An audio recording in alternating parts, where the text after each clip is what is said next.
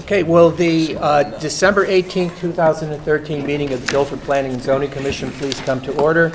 Thank you all for your attendance this evening. For the benefit of those present who may not have participated in a P&Z meeting, I will review our public hearing procedure, which is as follows. We will read the legal notice for the public hearing portion of this meeting as printed in the local newspaper. The applicants will then be invited to come forward and present their case, explaining to the commission and the public what is specifically being requested of the subject property. Written comments from town agencies pertaining to the application will then be read into the record if the commission has received any.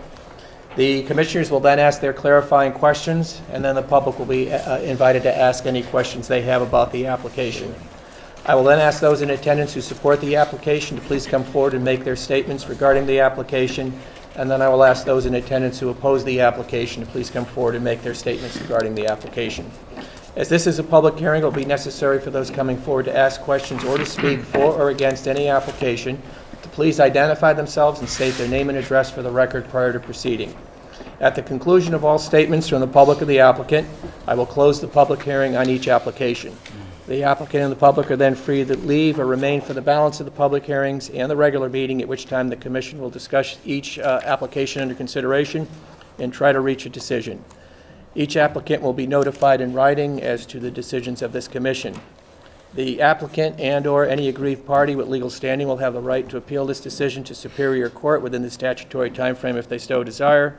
All decisions reached at this meeting will be available to the public the next day by either visiting or calling the Planning and Zoning Office after 9:30 a.m.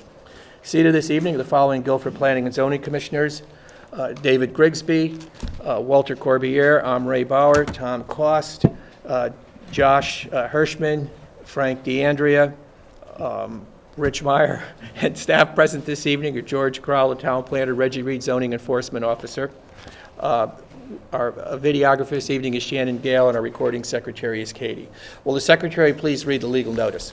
Legal notice. Guilford Planning and Zoning Commission. Notice is hereby given that the Guilford Planning and Zoning Commission will hold a public hearing on December 18, 2013 at 7:30 p.m. at the Nathaniel B. Green Community Center, Monunketuck Room, 2nd floor, 32 Church Street, Guilford, Connecticut, for the following purposes.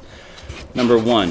Collins, Patricia, 127 Shell Beach Road, map 13, lot 3, zone R5, coastal area management site plan, raise house above floodplain elevation, section 273-91. Number 2, Brooks Landing, LLC, Sachems Avenue, map 2, lot 24, zone R2, coastal area management site plan, footpath restoration, within 100 feet of critical coastal resource, section 273-91. Number 3, Vio David, 521 State Street, map 80, lot 107A and 107B, zone R5, special permit for accessory apartment in barn and studio office, guest accommodations in corn crib, section 273-36. Number 4, SMHK LLC, 466 West Street, map 104, lot 52, zone R8, special permit for accessory apartment in a single-family dwelling, section 273-19.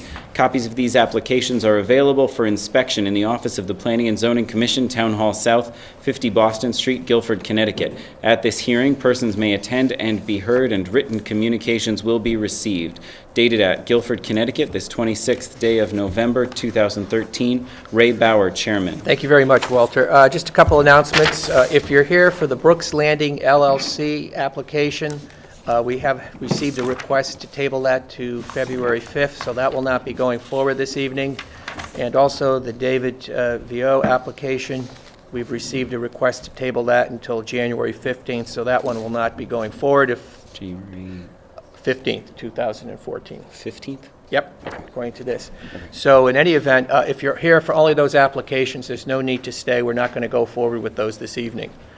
Okay, we'll start with and we'll get motions to table those and move them out when we get to them. First item on the agenda this evening is Martha Lombard.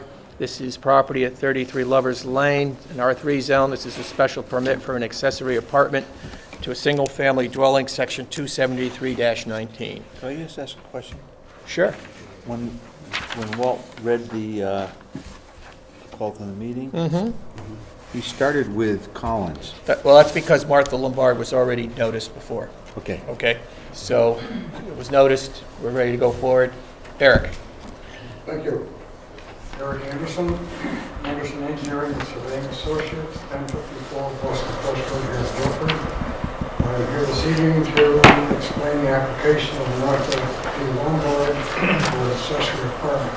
With me also is Martha Lombard, her son Ed Lombard, and their attorney Jeffrey Beatty.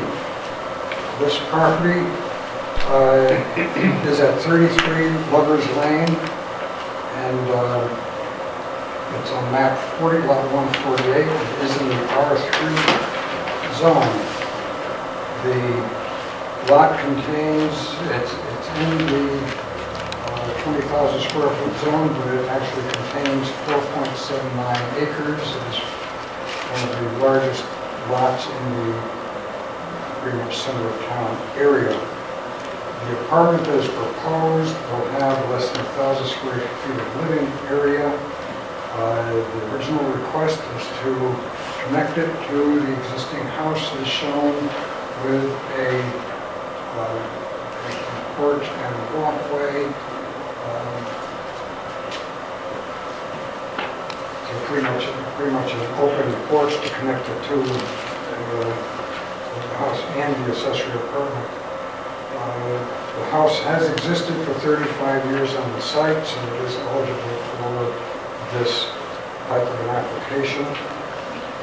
We have included an affidavit of ownership, and it also states that one of the owners of the property will be residing here, which is one of the requirements.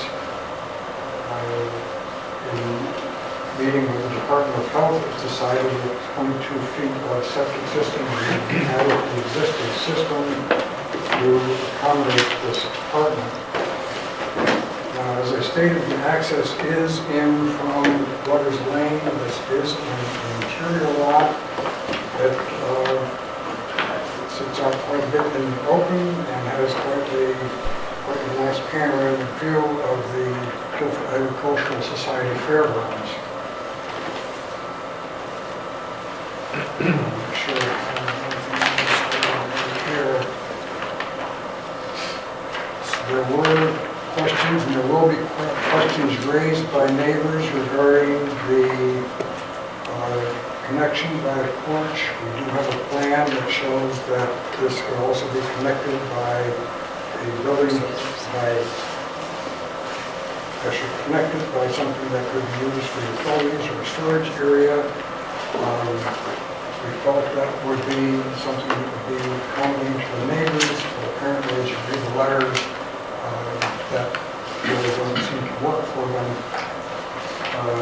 either, as far as in addition to the house goes. So the Lombards would prefer to go with the porch connection.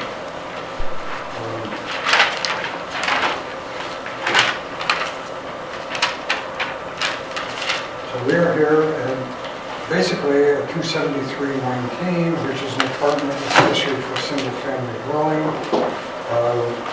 As I stated, the house has existed for more than 5 years, which is part of one of the requirements. The apartment dwelling is provided with its own separate entrance, has a separate bathroom, kitchen facilities that are separate from the other building as required.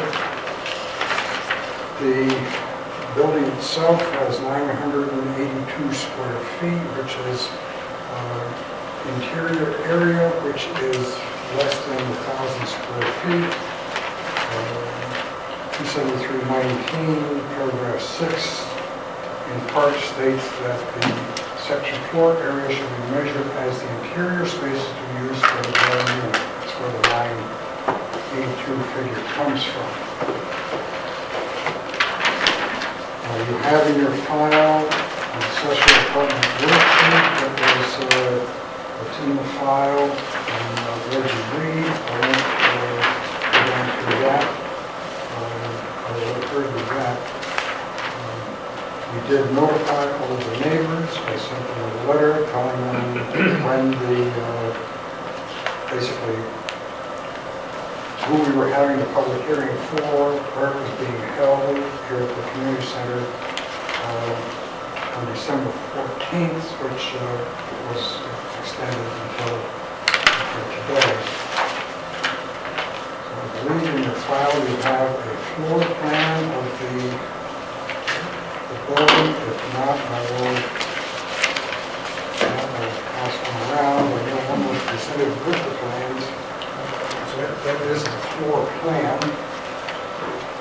You do have a letter from Dennis Johnson in which he says that the applicant's proposed accessory apartment will increase the total wastewater design for the dwelling. Soil test results for the existing building lot indicates adequate area and suitable conditions for expansion of the septic system to accommodate the additional bedroom. It is recommended the applicant's proposed special permit be approved with the following condition. Prior to issuance of a certificate of occupancy, the septic system serving the proposed apartment shall be enlarged to accommodate the extra apartment bedroom. Now, there were a number of letters that were in the file that are in favor. One from Gil and Gladys Lombard. They are relatives. They live in the first house in, which is right at the corner of the driveway in and the Agricultural Society property. And they wrote it to George Kroll. If it's okay if I read this, or would you like to have someone? No, go ahead, go ahead. Okay. It says, to George Kroll, as we are away for the winter, please have this letter read at the meeting. We understand that Martha Lauer is looking to put an addition on her home that runs approximately in the northeasterly direction in the northeast corner of the property.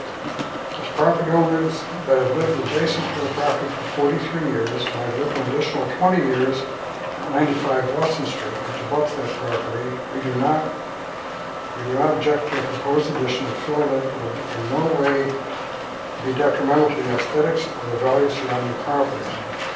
Additionally, the town should be looking out for its retirees and make every attempt to see that they are able to remain in town, especially those who were born here. Please approve this application. And that is Gil and Gladys Lombard. There's one from Mary Jo and West Campaign. They say that they are not able to attend the hearing, but like to weigh on the discussion through this letter. We live at 131 Boston Street, which is over here. They're not immediately adjacent, but they're right here and can look across somewhat and see what's going on. We live at 131 Boston Street, which is approximately 250 feet from Martha and Ed Lombard's property line. In the winter, we have diagonal sight lines to the proposed addition to their house from our property. We are in complete support of a proposed accessory apartment and feel that in keeping with both the letter and spirit of Section 273-19 of the zoning code, which allows accessory apartments attached to the primary dwelling through special permit. Lombard is looking to create an accessible apartment with a motive to allow her to continue to live at her in-town location with her son's family while creating some independence and privacy. The situation models the intent of 273-19 as it encourages diversity in our housing options and helps allow older residents an affordable path to stay in their communities. The proposed apartment will be attached to the principal dwelling with an open breezeway connector that is an extension of the front porch. Architecturally, this approach helps to break the dwellings into smaller components so that they read smaller and retain a residential appearance. This roofed and footed connector clearly meets the definition of a structure as found in the zoning code, which is defined as anything constructed or erected including a building which has a permanent location in a lot or lots or anything attached to something having a permanent location on the ground. Therefore, the new apartment volume should be considered in addition to the existing house forming one principal building. This has been the interpretation of the zoning department in the past as witnessed by several newer buildings in the area such as 25 Union Street and 63 Broad Street. These relatively new homes were permitted to build separate inhabited volumes that are connected by an open breezeway which exceed the accessory building height limits. If these connected volumes had been considered accessory buildings under zoning, they would have been limited to 15 feet of height and would have needed a special permit in order to inhabit them. The Lombard's proposed apartment is consistent with this historic interpretation and therefore should be considered in addition to existing single-family dwelling which has existed for more than 5 years and therefore meets the requirements of Section 273 to maintain. We feel that the accessory apartment will have little impact on the surrounding community due to the scale of Lumberg's lot, which is more than 4 times the minimum requirement for an interior lot in the zone. The general setbacks and the tourist screen planting which buffer the properties to the north will further reduce the impact on the surrounding community.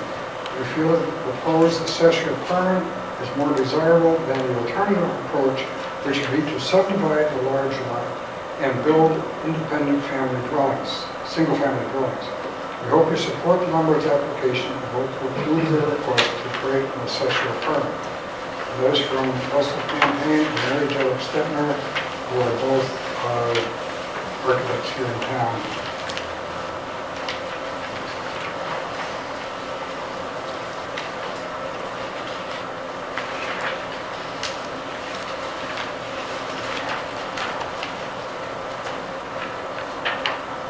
There also is a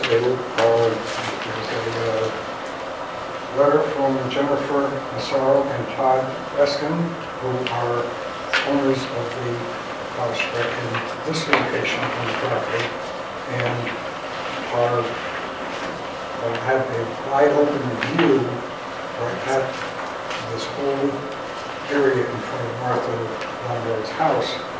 And they're saying that in response to a letter received from Eric Anderson regarding Martha Lumberg's application to construct an in-law apartment at 33 Lovers Lane, we would like to go on record as supporting the project. Our house is directly next door to Mrs. Lumberg's property, and we have a direct line of vision to the current house and area where the addition is proposed. We know that Martha has put careful consideration into the addition and its effect on the neighborhood. Having reviewed the maps and drawings, we feel the addition is appropriate and in no way would have a negative impact on nearby homes or properties. We also have one from Dan and Susanna Viney, owning the house on Lovers Lane alongside the driveway, just on the other side of this house. So they also have a vision in that direction. And in their letter, they say, dear Mr. Crowe, we are writing in support of the Lumberg's building plans. We are their neighbors on Lovers Lane, and the driveway runs immediately adjacent to our property. Lumbergs are good neighbors, always willing to lend a hand or approve or to help out babysit. They're dedicated members of the community and lived here longer than most. They're trying to maintain a multi-generational household and allow Mrs. Martha Lumberg to, quote, age in place. We believe this will make our neighborhood and community stronger, a better place to live. We neighbors, as the Guilford community, should support families that wish to stay together without any direct logistical or bureaucratic obstacles. We look forward to many years of 3 generations of Lumbergs living next door. And that is Dan and Suzanne Vining of 23 Lovers Lane. You do have in your file a letter in opposition, and for obvious reasons, I will let someone else read that one. I do want to show you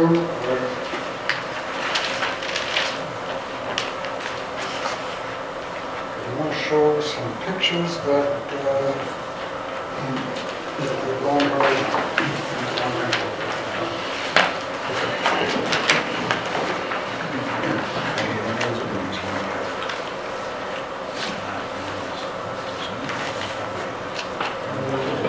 indulge me just a minute. I'm going to see this in a couple of different small ones. A couple of them. I'm going to do this in a couple of cities around the headquarters. And you get the hearing opposition of anybody who might be concerned about the vision of what this is going to look like from their properties. These are pictures that were taken. The first picture was taken heading toward where the accessory apartment is going to be. And it shows where the accessory apartment is going to be from there to there. Are those trees leaving? The trees are staying. It's going to be behind the trees, It's going to right in front of these trees. in front of the trees. And These are those trees. and the people over here, you can see their garage, in fact, you can see their house with the trees. The other picture is number 2, it was taken from there toward the back, and picture taken to the, This is number 2. that's number 2, that was taken from here, looking at the trees. Okay, there's the trees. And this is taken so you can see from the other side of the trees to where the house is and where the accessory apartments are. So you can see that it's very well shielded by the trees. Just indulge me just a little bit here. As stated, picture number 1, standing here, looking at the house. The accessory apartment is being here.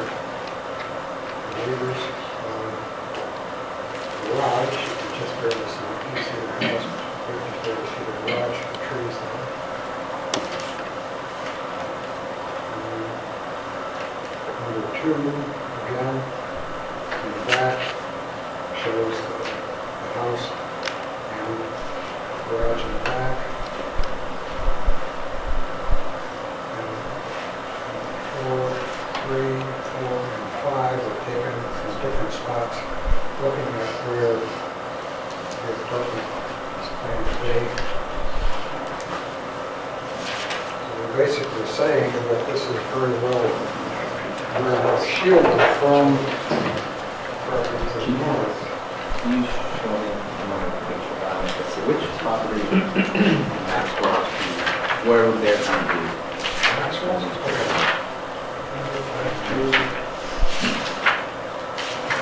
There's a number 1 picture. Number 1 is taken from here, looking at the house corner. That flag is the corner of the accessory apartment. And this is the garage. That's the garage of 95. And the house for 95 is Becca Tree's house. So the house isn't connected to the garage? No. So these pictures all show the extent of the trees and the screening that is there and is mature and is planned to remain.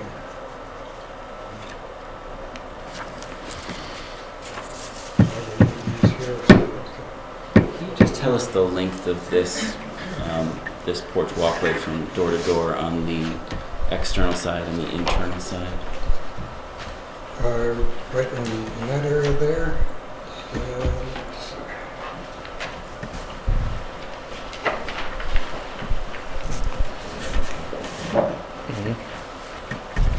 That's why they have this portion.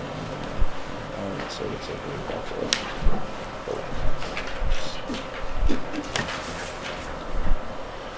Right in that area there, it is about 38 feet across the front of the existing house. And then from this house here, it's going to be 20 feet. So along the existing house, it's 38, and then Along the proposed addition, it's going to be 20 feet. and the space in between them The is, spacing between is proposed to be 10 feet. and then on the inside, it would be very slightly less, on the inside of the elbow. Right, you're talking about the long side of the, Yeah, no, I was, you're talking about this side, right not this there, side. right, there would be less in there. Right, slightly, yeah, several. Thank you.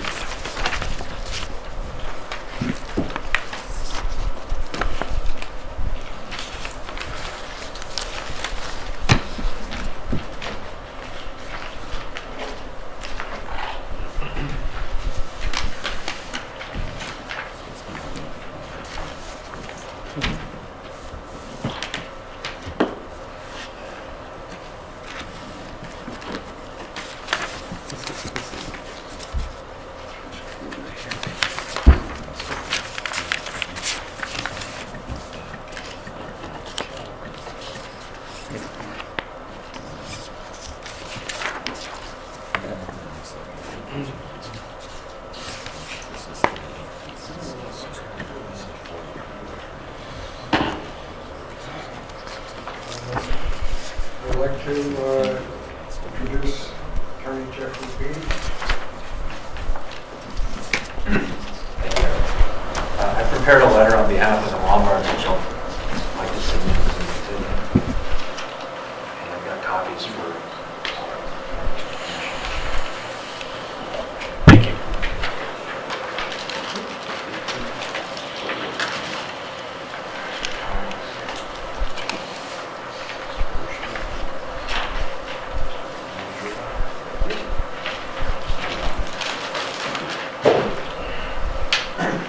Basically, our office, Jeffrey Beebe, 25 Boston Street, our office represents Mrs. Lombard in connection with this application, which is made, as Mr. Anderson pointed out, under section 27319 of the Guilford zoning code.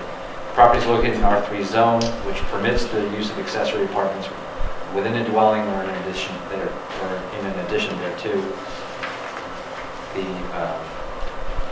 apartments may also be located in the detached accessory building if the attached accessory building has been in existence, or if the building has been in existence for at least 10 years. Could you spell that? Detached. The detached, correct. That's an error in my. Could you read that again? Could you read that again? We couldn't hear. Certainly.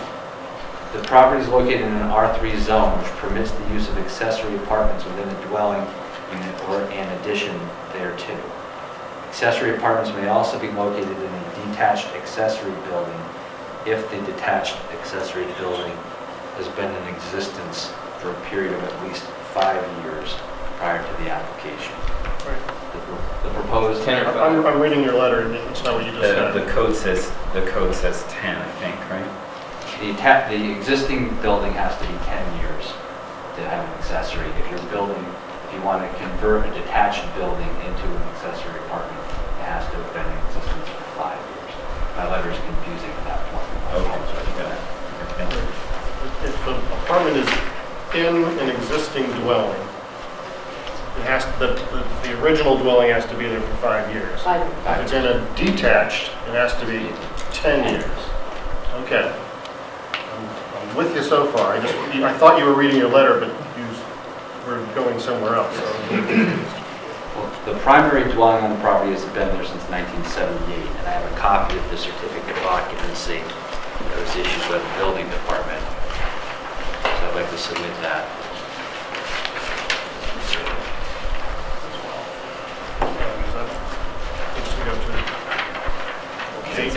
Yep. 5 years. We'll make sure that gets into the record.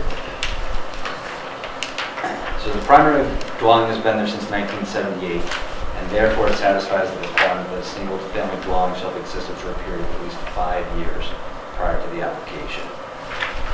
The apartment dwelling unit has at least one outside entrance, as well as bathroom and kitchen facilities separate from the single-family dwelling. The single-family dwelling is currently occupied by Martha Lombard, and she'll occupy either the primary or the accessory structure. I believe she submitted an affidavit to that effect in accordance with her application. She intends to occupy the unit as a residence for at least 9 months per year. The lot itself has an area greater than 40,000 square feet, and in her affidavit she asserts that she'll maintain parking for a minimum of 3 vehicles as required by the regulations.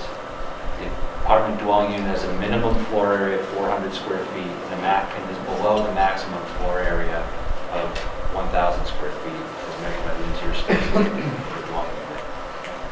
It reasonably maintains the appearance of the building as a single-family dwelling and does not result in any increase in non-conformity to the regulations. The drawings prepared by Mr. Anderson verify the accuracy, and Mr. Johnson's letter that was submitted earlier verify the adequacy of the sewage and water supply systems for the single-family dwelling and the accessory apartment, subject to the conditions that he set forth in his letter. We've submitted what we believe are sufficient architectural drawings showing the exterior of the lot and how they relate to the neighboring properties. We've also presented the names and addresses of the property owners of record, letting them know where the accessory apartment will be located, and you've received correspondence from several neighbors both in support and opposition to the application. The applicant configured the apartment in such a way as to create continuity and structure between the original house and the proposed addition. The accommodate concerns raised by the neighbors with regard to the scope of the design, which is an original design. So we represent that the evidence before this commission and the proposed drawing supports the granting of the application, and we ask that you approve the special permit as requested. Is your position that this is an attached structure or a detached structure? The new one that's being proposed? That it's attached Okay. by the... And the definition of attached is in the zoning code, or is it just the dictionary? I don't believe that it's within the zoning code. Okay. So it's just an attached structure? Correct. Okay. So just to clarify, our zoning regulations say for an apartment in a single-family dwelling, a single-family dwelling shall have existed for at least 5 years prior to the application.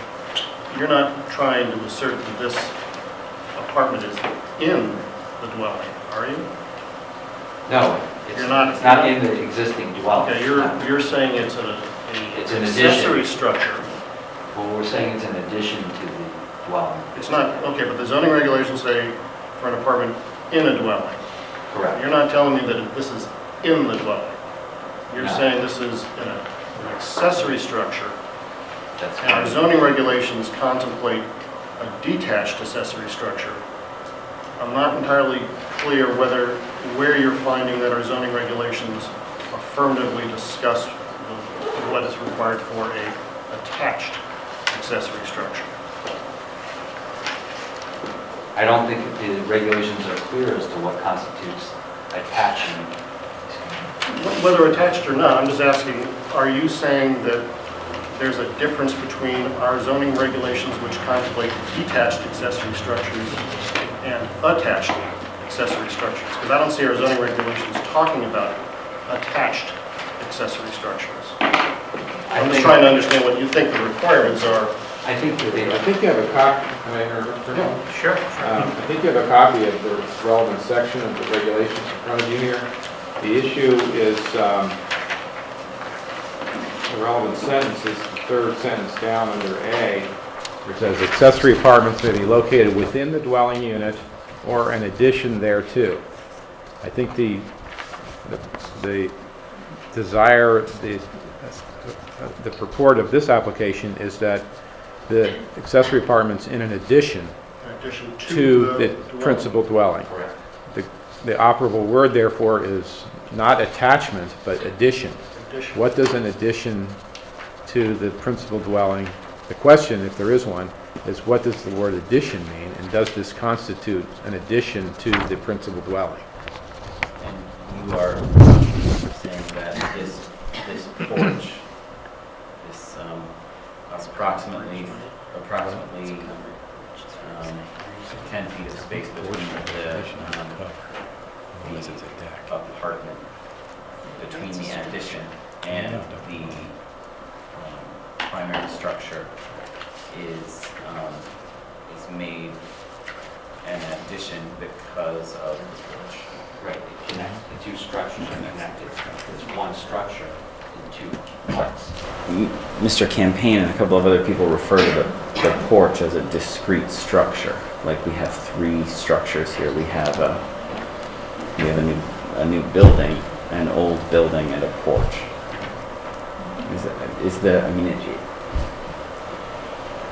I'm having trouble here because I see three intents in our code.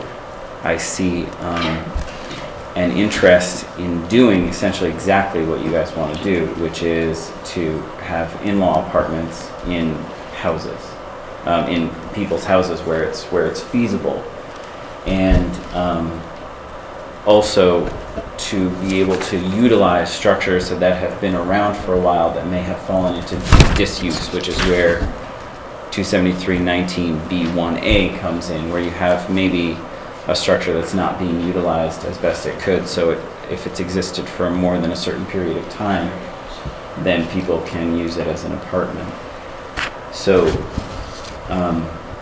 but really here, it seems as though rather than trying to redefine addition, it seems like you're trying to find an ambiguity between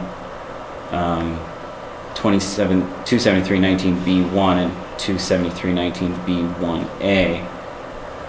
Even though you're calling it an addition, in practice, since it's an entirely discrete structure that's being connected by a porch, you're really finding an ambiguity in our code in terms of the definition of addition, or Well, I think, I mean, making it attached. Let the applicant- Sorry, yeah. I'm gonna let the applicant Well- answer that one.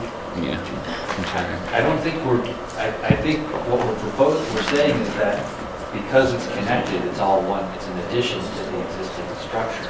It may be discrete in the sense that it was constructed at separate times. That doesn't, it doesn't fall within what we would say is a detached accessory building under B1A.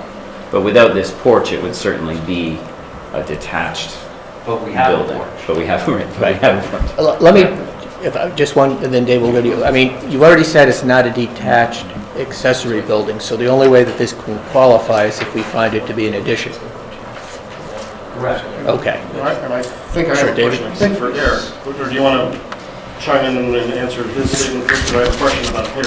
Go ahead. Yeah, he popped up when I did that thing. When I was first approached to prepare this plan, I likened it very much to someone who has a house and desires to add a 2 or 3 car garage and have a breezeway, and therefore it still is part of the main structure, it still is part of the whole structure.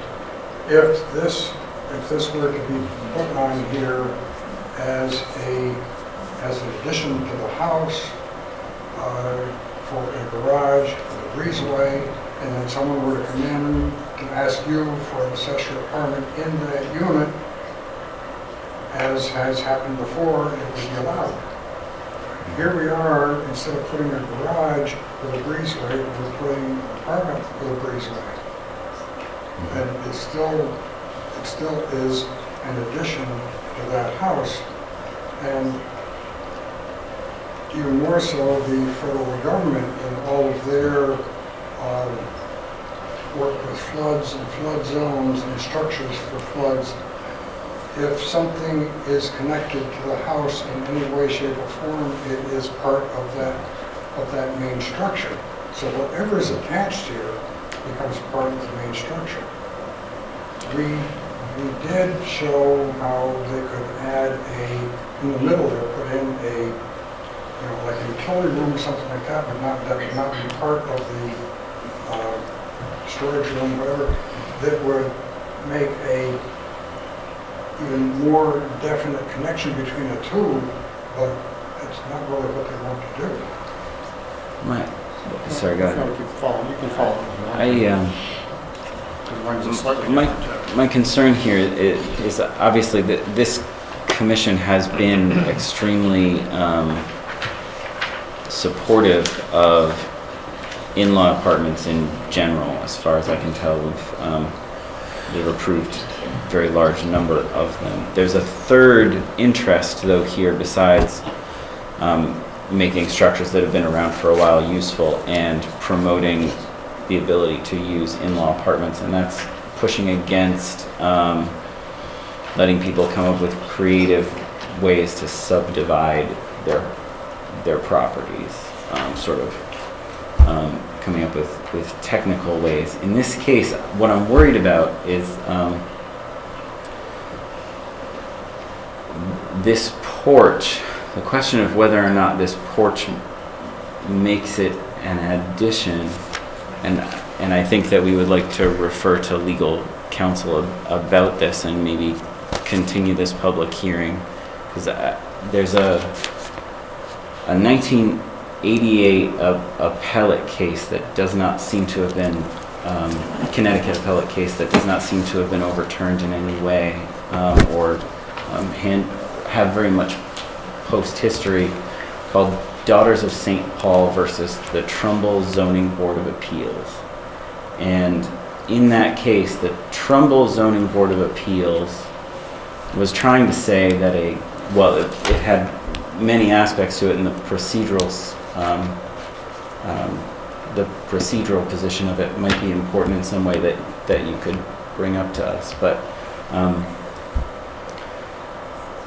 The Trumbull ZBA was trying to say that a garage needed to be set back 50 feet because it was part of the main structure.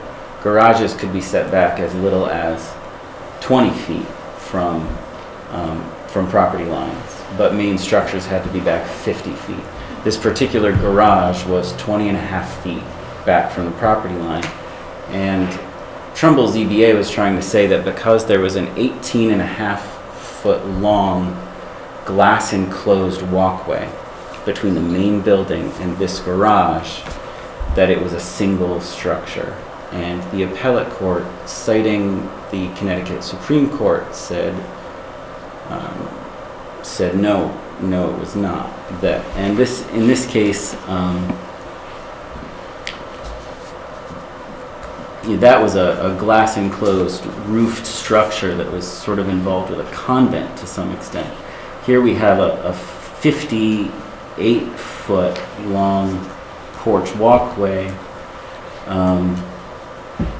and it's not glass enclosed or something else to make it more part of a single structure.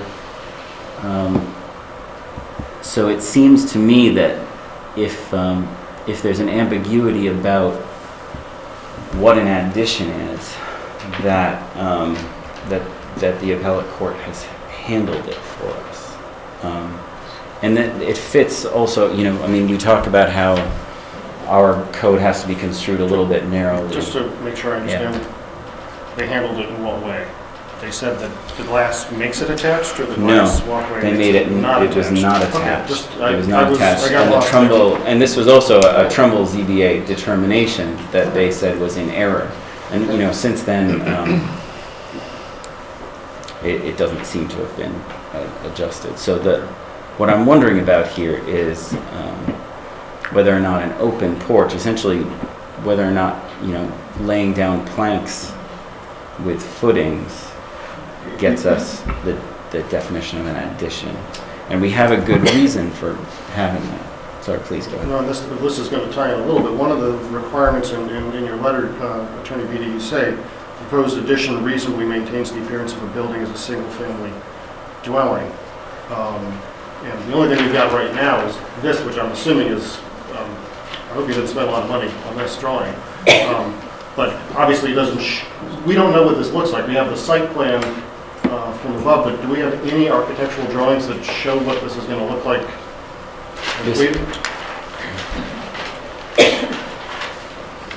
This is basically what an artist's rendering looks going to look like. Obviously, the landscaping is not Right. going to be the same.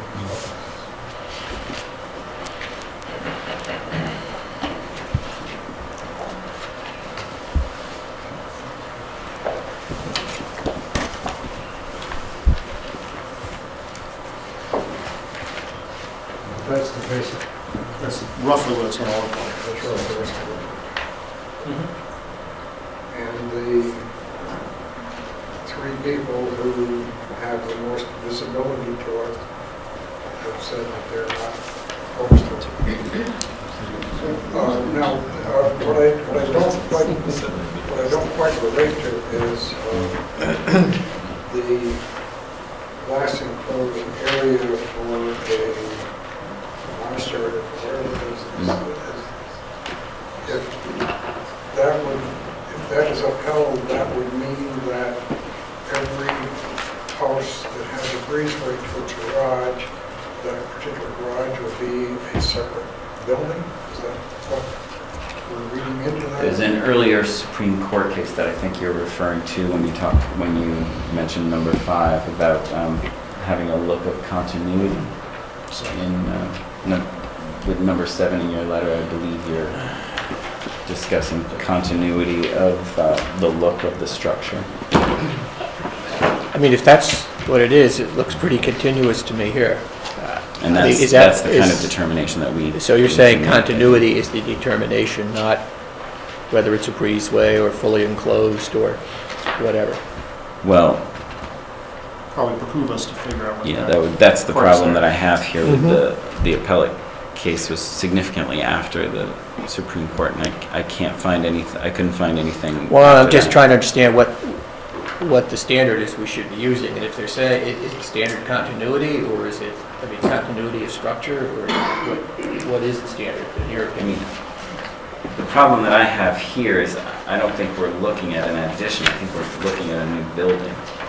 Now, if there's some very specific, and since we're also, facing some significant opposition in this case, whereas in the past, we may not have looked at it. 2 letters Well, of significant. Let's see Well, I what mean, we get in the... contiguous. At this point, it's just questions, so Right. are there any more questions from the commission before I go? Are you finished, first of all? Let me ask you with your presentation. Just to address Yes.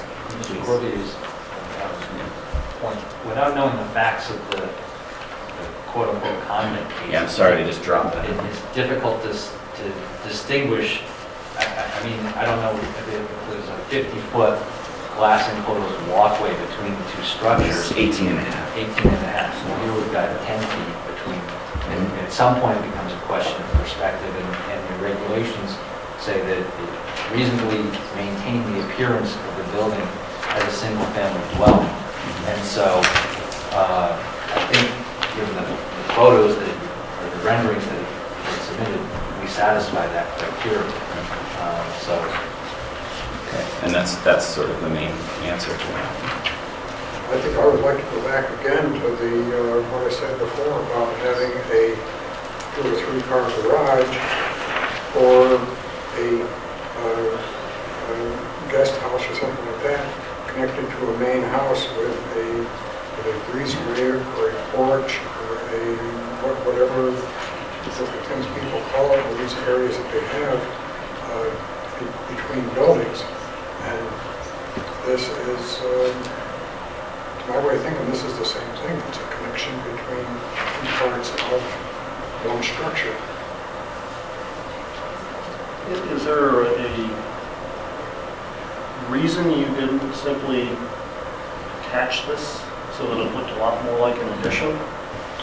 Why is this a separate building with a breezeway as opposed to attached to the existing addition, which is what I think of when somebody says, I'm going to put an addition on my house and put a dormer and put an accessory apartment on the second floor. Is there a reason why this is the way it is? So if I were to take this plan and were to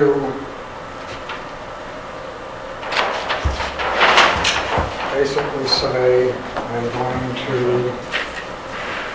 to put the utility storage room or something like that so that this will look like it's connected in, it's actually connected in, this would be the utility storage area for the proposed apartment. That would be, you would not be able to see through from one end to the other, it would not be like a breezeway, it would be a actual physical connection unbroken between the 2 buildings. Mr. Anderson, if you build that utility area, you'll have to reduce the size of that new structure accordingly because you'll be over 1,000 square feet. Yeah, but it would not be the interior portion of the Oh, so area that used doesn't for count living. towards 1,000 square feet. Right, so that would not have to count. Right. Are there any other questions from the commission? That's what could be done with the design. Do you have anything else at this time that you'd like to present? If not, I'll ask for questions. Sure, Tom, why don't you go? It's an entirely different question, but I think, doesn't the regulation say something about no more than 1,000 square feet? Yes. Because if the build, I think you said it was 44 by 24?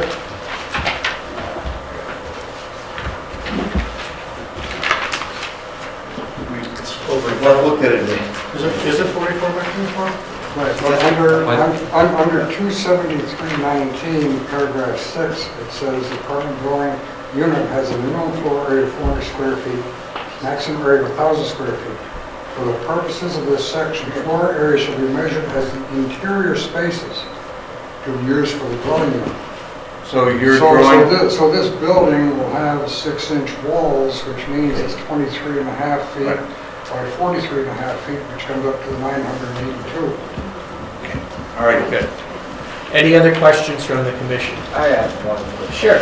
So if you were to add that utility closet area to the structure that you're sort of connecting, that to make it look like almost one unified addition, would you say that would make the property look bulkier, or do you think that the way that you set this up with the breezeway, is the most aesthetically pleasing for the neighborhood?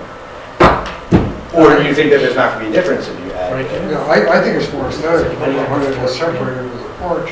And in the letter that I read from Phil's campaign, who was an architect, he felt that having that porch there added a nice element to the pillar. He does. Let me, I was going to read some of these into the record. We'll see who's here from the opposition first. They may want to read their own, but Russ does say, yes, I spoke to the Lombards, but I think it is much better architecturally without the utility room, as it makes the front facade read less as a wall. I encouraged him to stay with the open breezeway and allow the P&Z to make the interpretation as to whether it meets the definitions of the zoning code. You know that I feel that current zoning clearly justifies that such a connection unites the volume into a single principal building. I would like the P&Z to make a determination. I hope the Lombards do not back down, as they would rather the open connector. There is that in the record from the architect. Russ says slightly the opposite thing in his letter when he says architecturally this approach helps to break the volumes into smaller components so they read smaller. That doesn't exactly contradict, I guess, what we're talking about. No, I think he prefers the design without the utility room because it's not as big a structure. Yeah, just to be completely accurate, the letter I just read is dated December 17th. That one's dated the 16th, so this one came after. Oh. That one's just to clarify. Great, I guess. Are there any questions from the public on this right now? Remember, this is the time for questions, not statements for or against. Sir. I just have two Name and address, please. Oh, my name is Howard Brown. I'm an adjoining property owner. So I just have two questions. Doesn't maybe someone who knows law, it seems to me that within a structure or an addition thereof seems to be, tell me if I'm wrong, the intent of the law to be that if someone would build it inside their house, but if their house isn't large enough, they could add an addition to do that. And that would, to me, imply, which I wonder, if the commission doesn't think so, that a shared, would have a shared envelope, a shared building envelope. And that's what I'm confused about. And also about, if you just comment on that, or if maybe the staff could. Do we want to try to answer, is that your first question? I mean, does anyone understand the question to respond? Shared on. What was the intent of the commission in using the word addition? Yeah. Did we mean that it had to include or have a continuous living area? I can't answer that question. I don't know if Reggie has. Jeff, do you have an answer, or? I don't. I could guess what the intent was. Okay. It's my position that that is one structure because all of that counts for footprint on the lot. It's connected.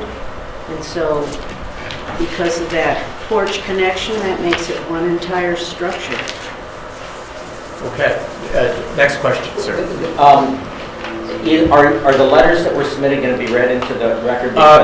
If the people who wrote them don't read them in, then I will. Okay. Because I know that one that they asked. Well, yeah, I mean, there's a letter from yourself and Martha Maxwell is one, and then apparently there might be one from a gentleman, Philip Schaefer. So if those individuals do not read it in, then they have their opportunity to speak for or against. I will do that. Can I just clarify something? Reggie, coverage says the sum of the horizontal area of the ground floor of the building measured from the exterior faces of the exterior walls on the outside edge of the structure. Right, but did you, but when you said that they're all the same for coverage, you... Porch counts for lot coverage also, and so do decks, and so do sheds, and so do garages. So that, and that's all one building. Is that under coverage or is that somewhere else? If you look under the definition of structures, I think is where you'll find it. That's all one building because it has Well, I'm not sure a structure gets you it there. has a porch, which is, as you saw in the drawings, has a roof over it, and they're all attached together. So it's one single building. Is that under coverage or is that, where is that under structure if it's in If somebody structure? said to me, what is the lot coverage of that building, I would have to take the footprint of the addition and the porch and the existing house. Even though coverage says the exterior walls of the... But it all counts for Building. lot coverage. Anything I'm that asking, lands a okay, I'm footprint. willing to believe you, I'm just asking where does it say that so I can just follow. Give me a chance Okay, to no find it. problem. The other question I had was actually for Eric. If the walls are 6 inches deep, if the building's 24 by 44, is this a pre-built? Is that- Yes, it So, is. okay, so if the walls are 6 inches deep or thick, then we've got 23.5 times 43.5 gets you over 1,000 again. Gives you 1,022 if the walls are a foot thick. Okay, when I gave you those figures, I was giving you one 6-inch wall. There are two 6-inch walls. I was mistaken. So if it's Hold on, 24 okay. by 44, it's actually 23 by 43 Okay. with the two 6-inch walls. I was just giving you No, one you're right, 6-inch no, you're wall. right, I'm with you now. Okay. Any other, Can I'm gonna George? elaborate a little further on my answer to that question before. I didn't mean it to sound invasive. I think this is the first time that I can recall the specific issue of what is an addition in the context of accessory apartment regulations. This is the first time that's ever really come up. Has it come up in any other context? I know it's come up in some of the examples that Russ' campaign alluded to, which is where we are concerned with setbacks. Detached buildings have a different setback requirement than principal buildings. So in some cases where a detached building like a garage is connected to the house by some kind of porch or breezeway or similar structure, which is fairly common, the setback would be from the garage, from the edge of the garage would be as if it was the edge of the principal dwelling. It would be considered part of the principal dwelling. But that's not exactly the wording that's used in the accessory apartment regulations, which uses this wording addition there too, addition to the principal dwelling. Okay. So this is, to my knowledge, this is the first time we've ever really focused right in on exactly what does it mean in the context of this particular section. We did consider sorry, go ahead. I could just a little bit of history. I live in an accessory apartment that was approved by your board, or the members of the existing board 15 years ago. It was attached to a garage that I had in the back of my property. The addition for my accessory apartment is bigger than the size of the garage that is attached to it. So for 15 years now, this has existed that way as an addition to, granted that particular one was addition to an accessory building, but it still is, thinking of an addition between being in a building envelope or being something that maybe is just a little bump out to something. I live in one that is larger than the building that it was added to. Okay. So, so there is a bit of history there. Other questions from the public? I have your Reg, do you have a response? Okay, why don't you? coverage under our definitions. Yep. Some of the horizontal area of the ground floor of a building or other structure measured from the exterior faces of the exterior walls on the outside edge of the structure or from the outside edge of any structure without walls, excluding overhangs of 3 feet or less. Is this an overhang of 3 feet? No, this is, What do you mean this no? is the outside edge of any structure without walls. So does that mean we're measuring 3 structures? So the porch also counts for lot But coverage. it's a structure. Correct. So that, in that case, but in that case, we're counting the porch as a structure. Well, The house that's is why I said structure. I looked The at it accessory as apartment one is a structure. entire building, Yeah. because they're all connected. And that's how They you're all losing it. count for lot coverage. And how do we distinguish this from a two-family dwelling now? Since a residential structure containing 2 independent dwelling units, each with an independent outside access, a common hallway, stairs, or outside door in separate facilities that are used or intended to be used for living, sleeping, and cooking, how is this not that? The application is for an accessory apartment, and it's. Well, I know that's what the, I'm it's just asking, less than how do we know the 1,000 square feet. difference? A two-family dwelling, you maybe could have 2,000 square feet for each dwelling unit. Right. Mr. Grigsby, I think the definition of two-family dwelling includes access by a common hallway, stairs, or Outside door. outside door. But there's no common hallway or stairs here. And/or, But right? there's no common outside door either. Or common hallway, stairs, and/or outside door. You're saying the common is qualified hallway, stairs, and door? Outside door. All right, any other questions at this time from the public? If not, I would like to ask those who want to speak in favor of the application. Is there anyone who wishes to speak in favor? Present. Okay, is there anyone who would like to speak against the application? Sir, My comments are name and address, I'm sorry, but just so we have that for the Howard record. Brown.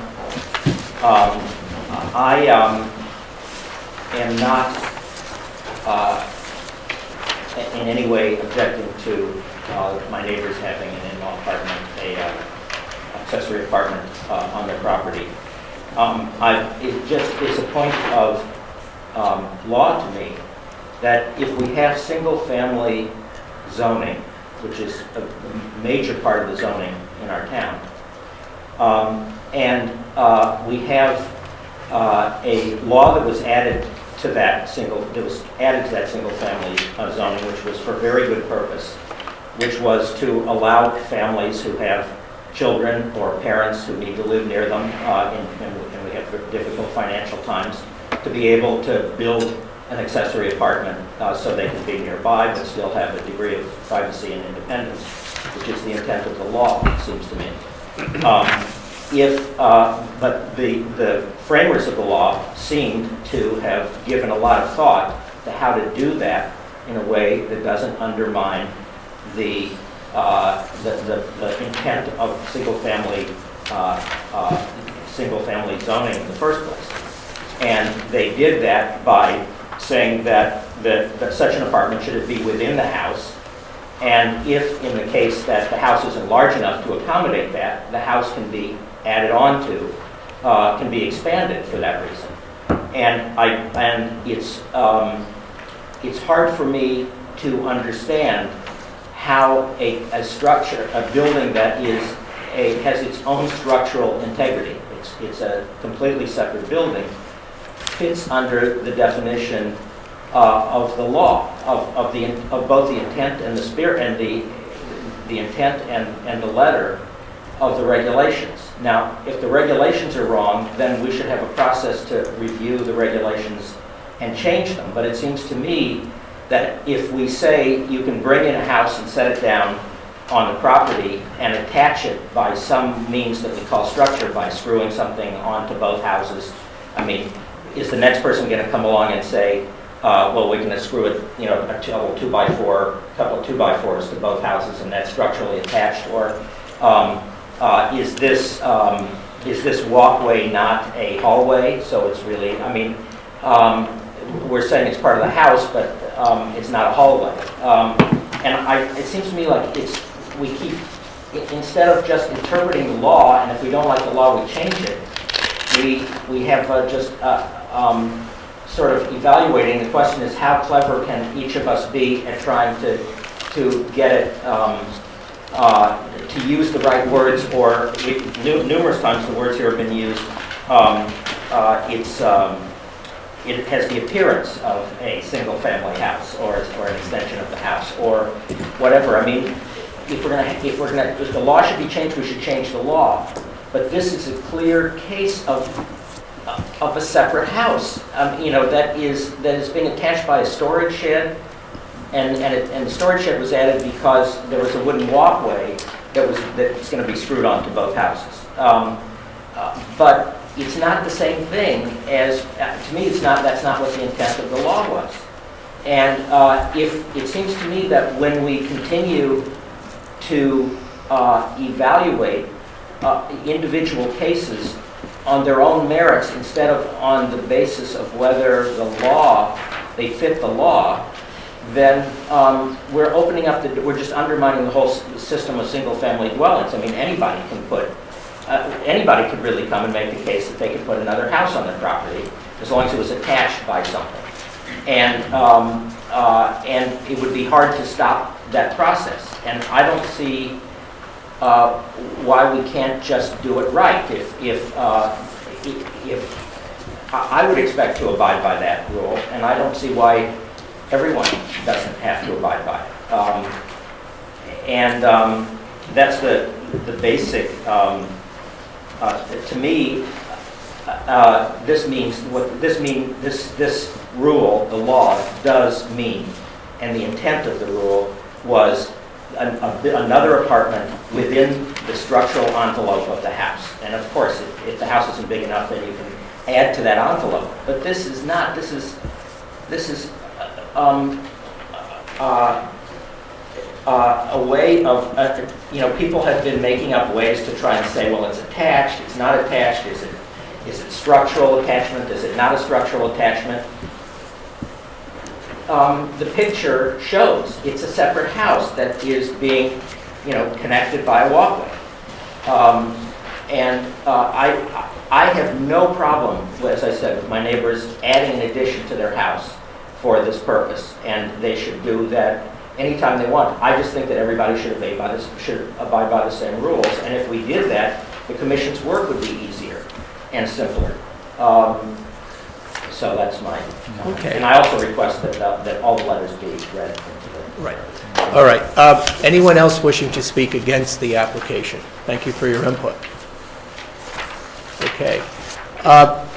Do you want to read your letter into it, or was that sufficient, what you just said? That was sufficient. Okay. We did, in all fairness, I do want to get the letters in, whether they're for or against. We do have a letter dated December 17th from Martha Maxwell at 95 Boston Street. We actually have two letters. Well, it's actually two? It's on the back. Okay. Well, let me start with the most current one, I guess. Those are December 3rd and December. And then I'll let somebody read the December 3rd one so I don't lose my voice. We are writing regarding the revised application by Martha Lombard of 33 Lovers Lane to build an in-law apartment on her property. We are out of the country and not able to attend the meeting on December 18th, so we request that this letter be read aloud at the hearing and entered into the record. Following our letter of December 3rd and letters from other neighbors to the Planning and Zoning Commission, we were informed that Mrs. Lombard requested a continuance of the public hearing in order to discuss the plans with the neighbors. We are clearly the most impacted neighbors due to the amount of frontage our properties share and to the direct line of sight from our house to the site of the proposed apartment. However, Mrs. Lombard has not contacted us. Although we are out of the country, we can easily be reached via a local 203 telephone call and by email. It appears to us that the addition of an 8x8 utility storage room serves as an attempt to circumvent the law. We understand that this room will not be heated, livable space, and will not be accessible from the existing house nor from the new building. We have no objection whatsoever in principle to Mrs. Lombard adding an in-law apartment to her property. However, the proposed plan and drawings are at best incomplete and appear to be in conflict with the Guilford zoning law governing the construction of such apartments. The intent of the law is obviously to make it possible for families to provide housing for family members who cannot live fully independently while preserving the single-family zoning permitting one home on one lot. Adding a substantial new freestanding house unit to this property and simply connecting it via a porch and a storage shed is clearly a violation of both the spirit and letter of the town's well-thought-out regulations. Any objective third party, including a court, would surely see that this is a separate structure, loosely connected by minor additional structures. Surely this would set a terrible precedent. As the proposed structure is significantly separated from the existing house in terms of living space, it could at some point in the future be used as a separate rental property with additional cars parked outside and more people living on the lot. Such a situation would undoubtedly have a negative effect on the value of our property and other surrounding properties. We would like to be supportive of Mrs. Lombard's desire to live on her property with her family. However, for the reasons stated above, we are strongly opposed to the plan as presented, since there can be little doubt that it constitutes the construction of an entirely new second house on the lot in a neighborhood zone for single-family residences. We believe that an approval of this plan, as is by the Commission, would be in violation of the existing law and distortion of its intent. Thus, we believe it is incumbent on the Commission to reject the proposal as is and request a new proposal from the applicant that includes more detailed architectural drawings and that is in keeping with the letter and the spirit of the law. Josh, maybe you can read the December 3rd letter from Martha Maxwell. Martha Maxwell. We are writing regarding a letter that we received from Eric Anderson Engineering regarding the application by Martha Lombard of 33 Lovers Lane to build an in-law apartment on her property. We are out of the country and are not able to attend the hearing on December 4th, so we request that this matter be read at the hearing and entered into the record. While we recognize that the right of Mrs. Lombard to add an in-law apartment to her property, the proposed plan and drawings are at best incomplete and appear to be in conflict with Guilford zoning law governing the construction of apartments. Of primary concern is the construction of an entirely new freestanding structure as a new dwelling unit. According to staff in the town planning department, the regulations governing the addition of an in-law apartment is clear. They must be structurally attached to the existing house, and no detached structures can be used for this purpose unless such structures have been in existence for at least 10 years. The intent of the law is obvious: to make it possible for families to provide shelter and some degree of privacy for family members who cannot live fully independently while preserving the single-family zoning permit on one home on one lot. Adding a substantially new freestanding housing unit to this property is clearly a violation of both the spirit and letter of the town's well-thought-out regulations. In this proposal, there are no shared walls and no mutual supports that would meet the definition of a structurally attached. The only proposed connection between the buildings is labeled as a porch, but appears to simply be a walkway between the front doors of the two buildings. Surely this does not suffice as structural attachment, and considering it is such, would set a terrible precedent.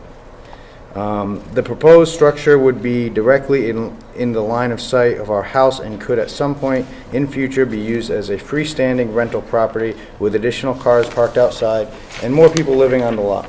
Such a situation would undoubtedly have a negative effect on the value of our property and other surrounding properties. Though we respect the right of the applicant to have an in-law apartment on her property for the reasons stated above, we are strongly opposed to the plan as presented, since there can be little doubt that it constitutes the construction of an entirely new structure, of an entirely new second house on the lot in a neighborhood zone for single-family residents. We believe that an approval of this plan, as is by the Commission, would be a violation of the existing law and distortion of its intent.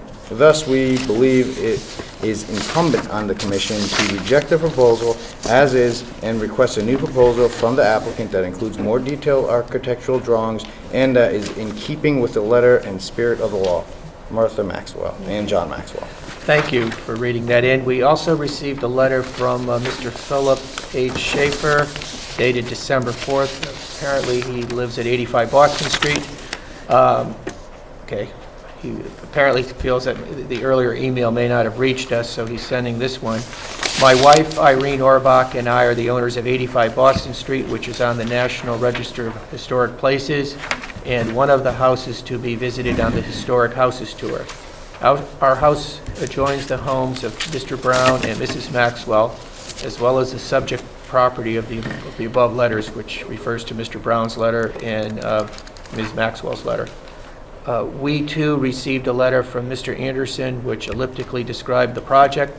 Having received the letters of Mr. Brown and Mrs. Maxwell, we share the concerns expressed by them. The town also should be concerned if, in fact, the project is not consistent with its regulations. I believe that's all the letters we have on the subject, which we read in. Let me just ask this. Are there any other questions, or is there anybody in the audience who wants to speak in favor or against the project at this point in time? Eric? In regards to the Maxwell letter, the pictures that I showed before show clearly that you can see through the trees part of the Maxwell's garage. You cannot see their house. You cannot see Mr. Brown's house. You cannot see Mr. Schaefer's house. And Mrs. Maxwell has concern about whether this property could become rental property. One of the reasons for doing accessory apartments on occasion is to be able to rent one of the units out and get income. That's part of the whole package. I understand that while the Maxwells are in France, that their property is rented out. So it would seem that, what would be fair for one would be fair for the other. This particular site, that building could be put there, if I understand it, as a matter of right by just a standard permit,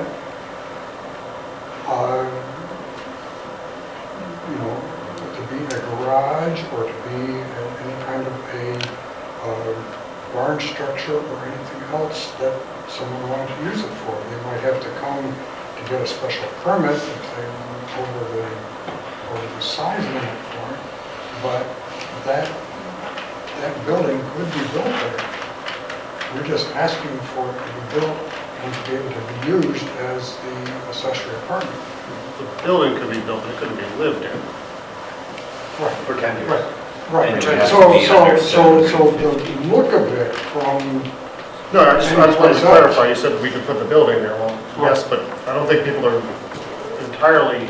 Right. I just want to make sure I I'm understood. speaking strictly from the standpoint of what it looks like to people who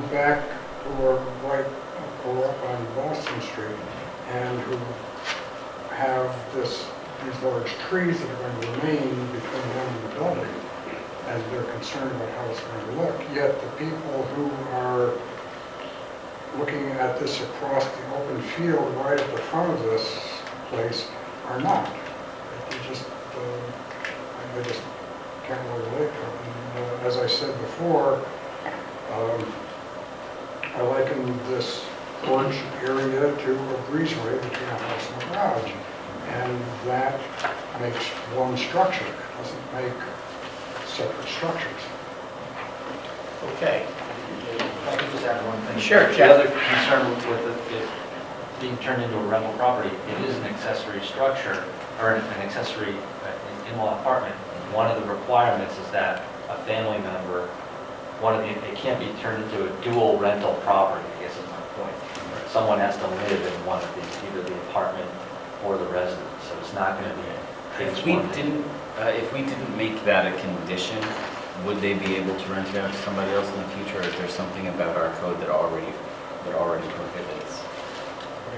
The code requires... The definition of an accessory apartment is whoever owns the property lives either in the house or in the accessory. And that's the definition, definition. it's already there, Yes. without any action Rent by both. us. And if I'm not mistaken, it's likely that language to that effect is contained in the special permit that will be granted by this commission. All right. Mr. Anderson, you talked about the trees. I'm assuming you're not putting your clients on the line saying if those trees die or get cut down, they're going to replant them. I mean, sometimes in commercial, we require landscaping of some kind. Are you proposing that your applicants somehow post a bond, those trees will always be there or will be replaced? No, didn't think so. No, those trees, Didn't think so. those trees probably have been there for in excess of 30 years. Right. I'm not an arborist, but I have, in my Just wanted to clarify. In my numerous years, I've seen a lot of trees, and those look quite healthy.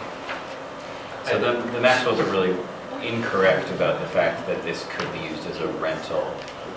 No, It could be used as a rental, the property cannot be used as two rental. Either or could be rented out, but one of the buildings must be occupied by the owner of the property. Understood. Under our regulations. And I think the other point, which there is belaboring it, is that from an aesthetic perspective, I think Mr. Aaron Anderson's point was that a structure similar to what we're proposing to build right now could be put in that location Anyway. anyway. And so the fact that it's being used as an accessory or an in-law apartment, you know, if the aesthetics is not the issue, the structure could go there, it just wouldn't be used for that purpose. But that structure, as of right, it would be under 750 square feet, right? So they would need a variance.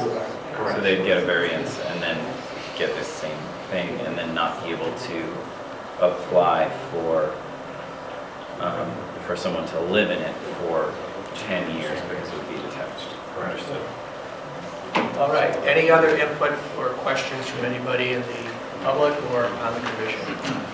I just want to be clear, because I heard this like 2 or 3 times about an 8x8 utility storage room. It's not on the proposal at all, right? I mean, we don't see it, so why is it even being mentioned?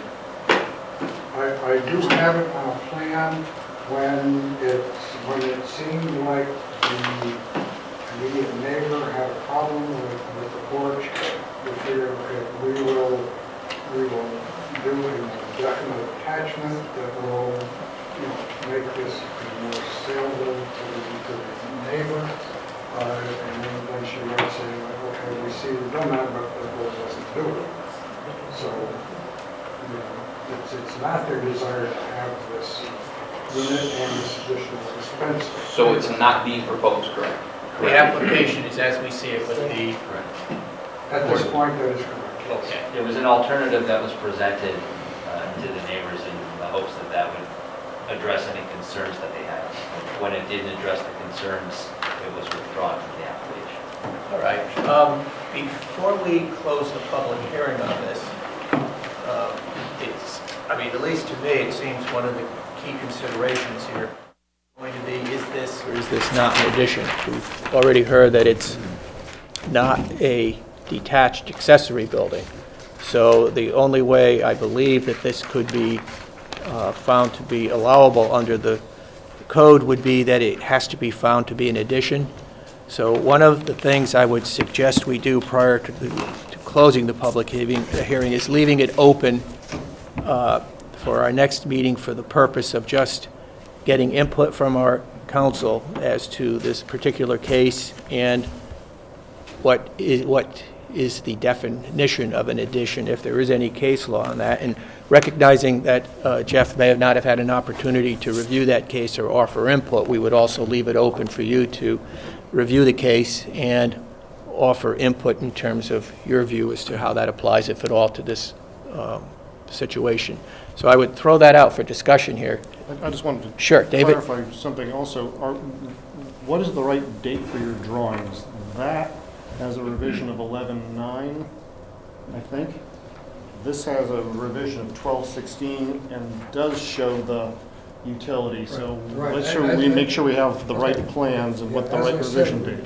And that was withdrawn. We did present that map, but the one that's before you is the 11. The 11/9, not the 12/16. Okay. And then there's something called photo simulation of proposed dwelling Lombard, dated received. Is that this? We did not have that document that you're holding there in our file. That came in tonight. Okay. Yeah, this came in. But you want that entered into the record, and that is a accurate depiction of what you're proposing? Yes. And Okay. the photo simulation is this map with the, No, we had another drawing that showed, I think David held it up a moment ago. That's what I was referring to. No, not that one. The one that The- just showed the The floor plan? on B. No, the dwelling itself, there it is. Yes. That was originally That's the one submitted. that says Lombard, December 3rd. Right. Now, this maybe isn't that helpful because it doesn't actually show. No, I think it's the same building, but it's shown in the Maybe you attached should put a version label on there. that or something just submitted.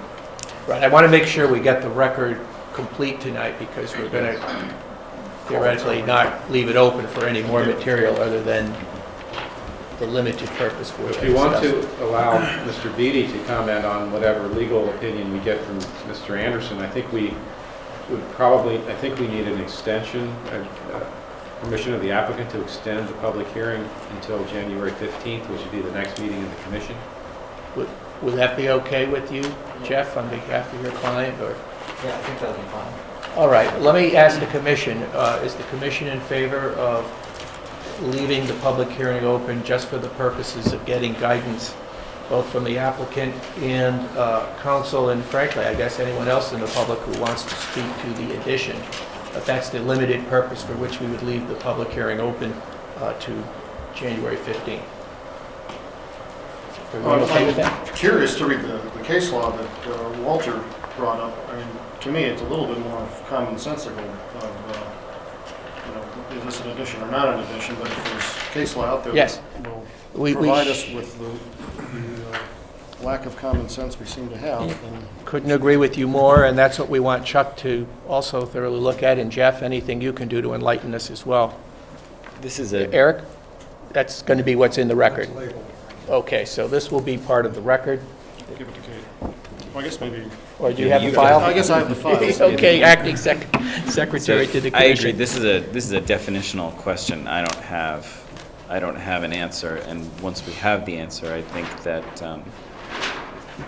that the decision is very straightforward, so. I think in fairness to We the have to applicant and to the public, this would be a good issue to try to get settled to the extent we can with the case law. Just make sure we're moving down the right path anyways. All right, so I'm going to I'll, be in the negative on this because either way we decide could be taken to court anyway, and the definition can be changed again. So I just think it's a waste of time to keep dragging this stuff out. We should either vote it up or vote it down. okay. Any other input from anyone? So if I can just get a motion then to, A move to continue the public hearing to January 15th for the limited purpose of, an applicant watched me on this to make sure that I'm saying the right thing, for the limited purpose of gathering information on the definition of addition under our town code. right, both from opinion of council, Specifically ask Chuck for. our council will ask the applicant's counsel to brief us on that, and then if there's anyone else in the public who wishes to provide input on that limited bit of information, we would accept that, but nothing else. Okay, do I hear a second? I'll second that. Okay, any discussion? I think we pretty much beat it to death. Okay, all in favor? Anybody opposed? I abstain. Okay, one abstention, one opposed, everyone else in favor, so it's carried. This is moved over to January 15th. Okay, thank you all. Thank you. The next item on the agenda, Patricia Collins. This is a CAM site plan to raise a house above the floodplain elevation, 273-91. I seem to have lost one.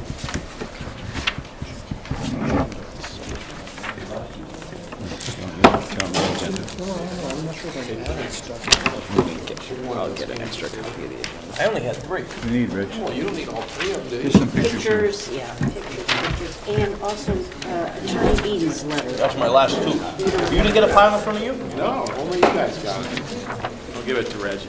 No, Jim. No, I don't want that. Katie Give it bumps to them. Katie. Katie bumps them.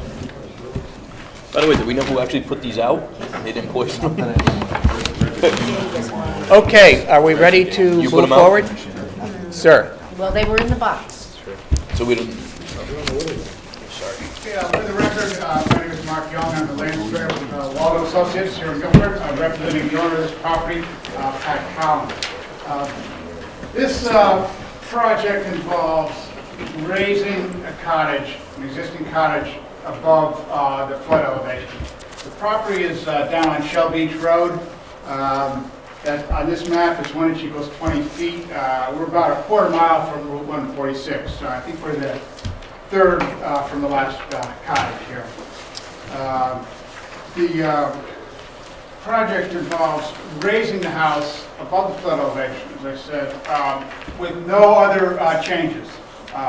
The house got pretty well whacked in the recent storms. It's unlivable now, but it's not so bad that we have to tear it down.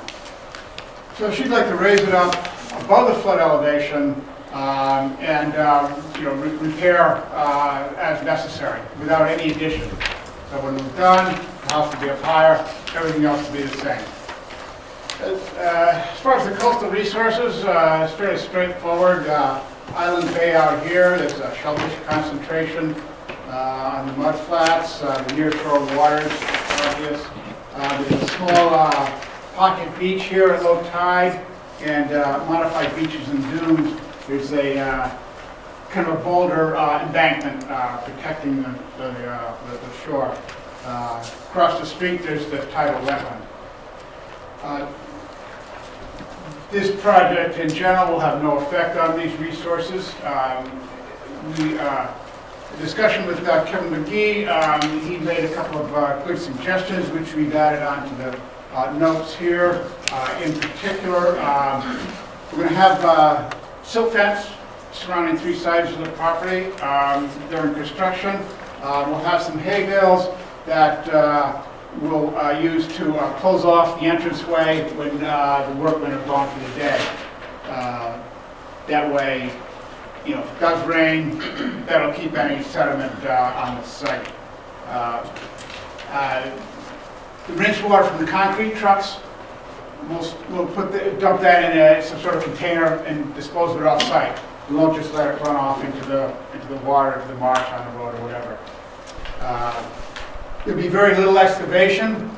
We don't plan to maintain a stockpile of any sort. Any excess material will be bailed directly into a truck and taken off-site. There's a fairly open view lane along this side of the property, and we will maintain that. No plans to put any shrubs there or anything like that. So I think overall, a fairly straightforward project. It will enhance the safety of the public and of the owner with minimal impact on neighbors and on the environment. Okay, thank you. We received a few letters. First one is from John Goucher, environmental analyst for the Office of Long Island Sound Program, State DEEP. We reviewed the above referenced proposal for consistency with the Connecticut Coastal Management Act policies and have no comments for the Planning and Zoning Commission's consideration. The proposal is to raise a dwelling at least 7.5 feet. Based on the aerial photos and the plans, there appears to be 2 access points at the dwelling, one in the front and one along the side leading up to the rear deck. The increase will require at least 11 additional steps to the entrance. There appears to be sufficient area to extend the additional steps down to grade. However, the additional steps, any new landings and fill to bring up the grade should be shown on the site plan. In addition, we do have a letter dated December 2nd from Kevin McGee, the Town Environmental Planner, regarding the application. The information provided indicates that a single-family house will be lifted above FEMA flood elevations. The existing house is located in a FEMA flood zone AE at elevation 11. The elevating of the house is in compliance with the State of Connecticut Coastal Management Act requirements concerning coastal hazard areas, which recommends that the lowest floor of a building be elevated sufficiently above the base flood elevations. Due to the installation of a propane tank enclosure on the north side of the house, the side yard setback on the south side of the property should be reserved as a view lane as noted in section 273-91J, view standards of the Planning and Zoning Commission and Coastal Site Plan Review requirements. The site plan provides for erosion and sedimentation control measures that are designed to protect the adjacent coastal resources. The plan also provides a construction sequence that notes that all material being dug out should be placed on a truck and removed from the site. In order to make sure that the coastal resources are protected, I recommend the following conditions of approval. The Town of Guilford zoning enforcement officer shall be notified to inspect the sedimentation and erosion control measures prior to site work. Soil stockpiles should be contained by silt fencing and or hay bales. Soil erosion and sedimentation control measures shall be maintained until vegetation is established or suitable material is installed to the satisfaction of the ZEO. The south side of the property should be left for view lane to Long Island Sound and remain unobstructed in accordance with Section 273, subsection J of the Town of Guilford zoning regulations. In addition, a note should be placed on the CAM plan by Waldo and Associates to indicate that the south side of the property needs to be maintained for a view lane. All right, questions from the commission? Is this revised drawing showing the additional stairs then that Mr. Yes. Yarcher mentioned? That's what it means when it Yes, says? I have shown some additional stairs on the side and in the front. Okay. There's no increase in, no change in setbacks. So there's no landing for them? They just go to the ground and? Yeah, any landings on the ground, that'll be, a landscaping feature. We haven't On steps essentially? haven't gotten that far with the planning yet. And the deck is going up also? Yes. All right, so when it says repair granite patio is necessary, what's Okay, wrong with the this, granite patio? well, it's pretty much okay now, depending on what they do during the construction. If any, they're pretty good sized slabs, but, if any of them get displaced, and whatever, and there's some very minor damage from the storms, they'll point that up. And The whole thing is essentially just being raised 7.5 feet. basically, right, the whole house is going straight up, same location, same size, that's it. All right, other questions from the commission? Are there any questions from the public? Is there anybody wishing to, yes, ma'am? Just Name and address, please? Allison Baring at 4 Shell Beach Road. Yes. We're one of the homes that have already been raised, and we didn't have any damage in the last 2 storms. And I'm hoping this lady can get her house raised because it's a great way to go. Okay, thank you. Any other questions? Anybody wishing to speak in favor? Anybody wishing to, sir? Peter Habits, 7 Shell Beach Road. How high are you raising her house? It's going up about 8.5 feet from where it is now. Yeah.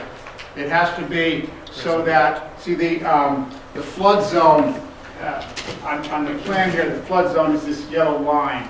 And on the waterward side of that, it's known as a velocity zone. That means they expect the waves will come up there.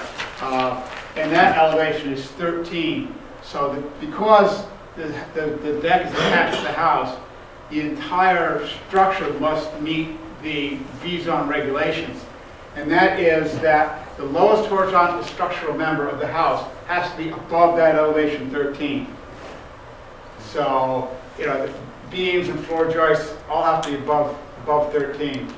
So that makes the floor at about 15. The existing floor right now is at 7.5, so it's got to go up 8.5 feet to meet the regulation. Anybody else wishing to speak in favor of the application, or is there anyone wishing to speak against it? Are there any other questions from the commission? Has FEMA already allocated any mitigation money or anything else for this? Nice.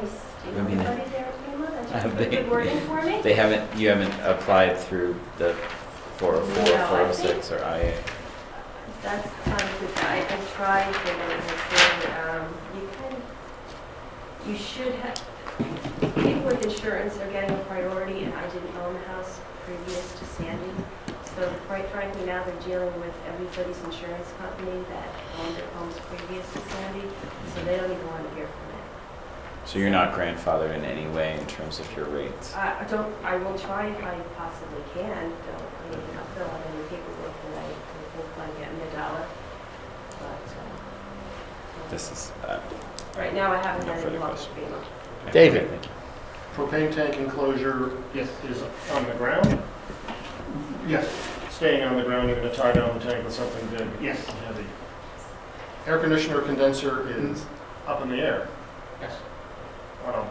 It would be on a Attached to the side of the house? a or platform up on a attached to the platform? house. It's on a cement block. Up in the air.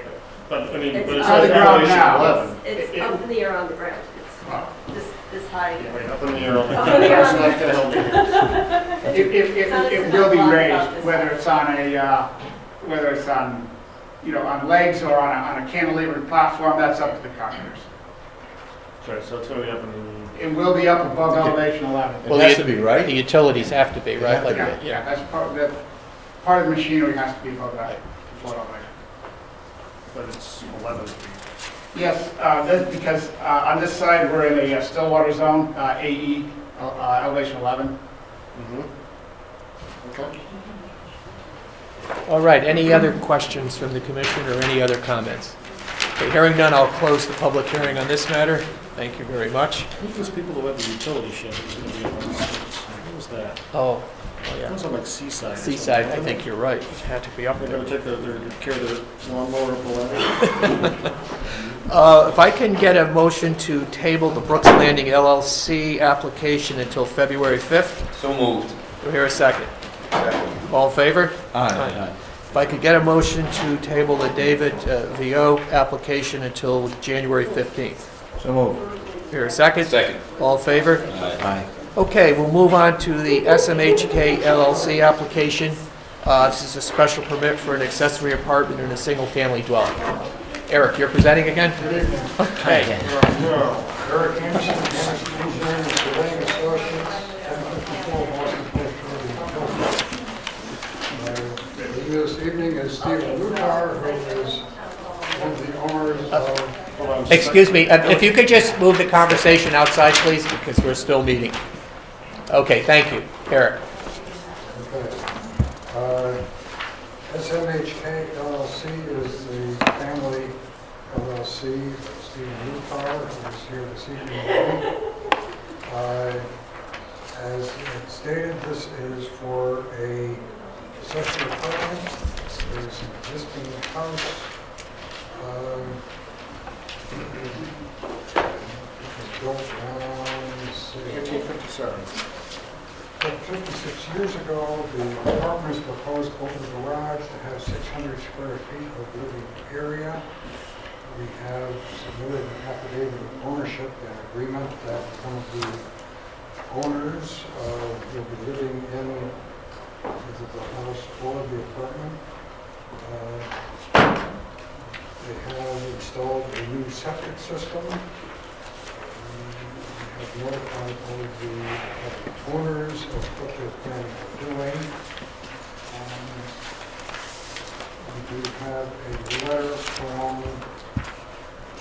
Ms. Johnson, which has a foundation on his papers.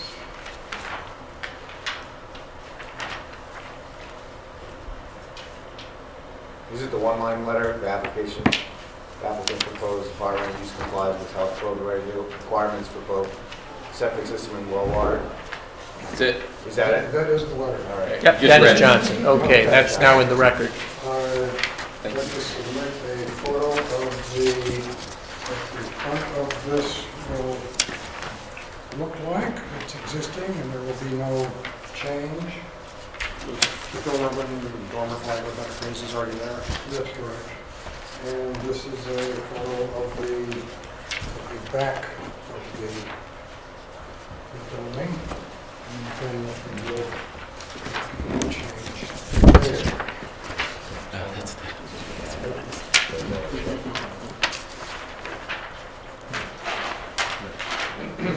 Is the garage already there?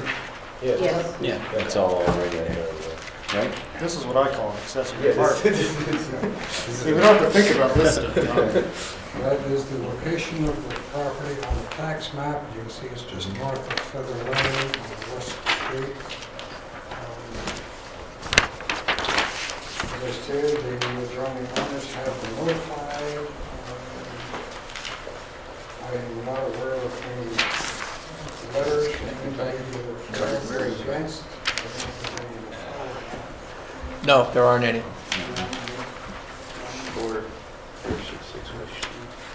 So they purchased this property a couple of years ago and proceeded to pretty much revamp the whole house with the constructed garage a breezeway. At the present time, two of the family members do live there. So it's, so I ask for your approval of this. Very good. Are there any questions from the commission? That's it. What was the original line, the revised line, was that independent, does that show up on this map? Okay. Some They place- are, second parcel. yes, yeah, they actually have two parcels of land. This line, if we kept it, it would be too close to the garage. So we moved it over. There's a big propane tank there, so we moved it a little bit further to make sure that that was on the right property. So that's why the lot has the configuration it does, so. Well, that already happened, you already quit-claimed it. No, at a certain point, this will have to be revised. That line will have to be. Well, you haven't yet revised We it. have not yet revised that. They do own both properties. so Okay. They At some point, if they want to sell off the second parcel, then. will have to revise. Revise the line and Okay. get the deed, everything. All right, any other questions? Is there anybody in the public, from the public that would like to ask a question? Is there anybody wishing to speak in favor? Is there anybody wishing to speak against? Okay, hearing none, I'll ask one more time. Any input from the commission on this, or any questions? Okay, hearing none, I'll close the public hearing. Thank you very much, Eric. First thing I'll do is ask for an approval of the revised agenda. So moved. Do I hear a second? Second. All in favor? Aye. Okay, first application to consider is the Collins application. If I can get a motion, please. Proposed motion. Sorry. Here. Voted that the Guilford Planning and Zoning Commission approve a coastal area management site plan for Patricia Collins at 127 Shell Beach Road, map 13, lot 3, as shown on property and topographical survey property of Patricia Collins dated October 10, 2013, revised to December 2nd, 2013, prepared by Waldo and Associates. This application is approved with the following conditions. The Town of Guilford zoning enforcement officer should be notified to inspect the sedimentation and erosion control measures prior to site work. Soil stockpiles should be contained by silt fencing and/or hay bales. Soil erosion and sedimentation control measures shall be maintained until vegetation is established or suitable materials installed to the satisfaction of the ZEO. I think there's one more. The cement order. Yeah, it's One more, Kevin. okay, yeah. And then the south side of the property should be left for view lane to Long Island Sound. That's already noted on the map, so you don't have to make that a Okay, it condition. doesn't need to be the condition? No. They already agreed to it? No. Great then. This application is approved based upon a finding that it conforms with the zoning code and is consistent with coastal management policies of the state of Connecticut. Okay, thank you. Do I hear a second? Second. Okay, discussion. We have to do this if anybody's going to be able to live in this house. Otherwise, it's just going to be uninsurable, and there are just too many different kinds of problems. She's probably already having them involving an insurance now. It's no change to the footprint, no change to the view lane, simply raising it up. And we didn't have any No input opposition from position? the Yeah. neighbors opposing it, so I'm in favor of granting it. Any other input? Okay, hearing none, I'll call for a vote. All in favor? Aye. Anybody opposed? Okay, we're all set with that. All right, can I get a motion for the SMHK LLC application, please? Voted, the Guilford Planning and Zoning Commission approve an application for a special permit for an accessory apartment for SMHK LLC at 466 West Street, map 104, lot 52, as shown on data accumulation plan, property line revision SMHK LLC, dated November 14, 2013, prepared by Anderson Engineering and Surveying Associates, and is heard at a public hearing on December 18, 2013. I don't think there's any conditions, so. This application is approved based upon a finding that it conforms to the zoning code. The special permit is effective on December 27, 2013, and upon filing with the town clerk. Okay, do I hear a second? Second. Okay, discussion. Again, it's pretty straightforward. It meets all the requirements for an accessory apartment. Right, Including the word "in." And no opposition No opposition. from any of the neighbors No either. opposition. All right, any further discussion? Okay, hearing none, I'll call for a vote. All in favor? Aye. Anybody opposed? Okay, that's approved as well. All right, we've got some applications to be received. The first one is Douglas Hoon. This is a special permit for a home handicraft industry under Section 27338B at 93 Water Street. Receive and set a public hearing of January 15th. So moved. Second. All in favor? Aye. Okay, for the CAM site plans, it doesn't say receive, but this is receive for 115 on the next one, 120 Neck Road. 120 Neck Road.